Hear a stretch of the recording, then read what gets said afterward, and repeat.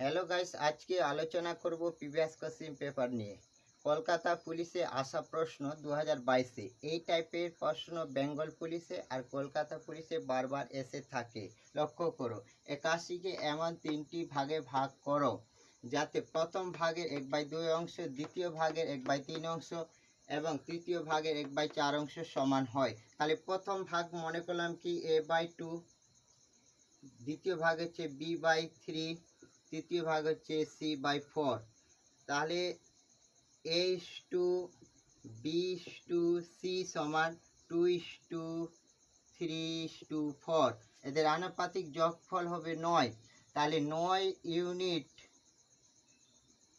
সমান 81, এই সংখ্যাটা। তাহলে 1 ইউনিট সমান কত? 9। তাহলে প্রথম ভাগ হবে 9×2=18, দ্বিতীয় ভাগ হবে 9×3=27, তৃতীয় ভাগ হবে 4×9=36। Option number D.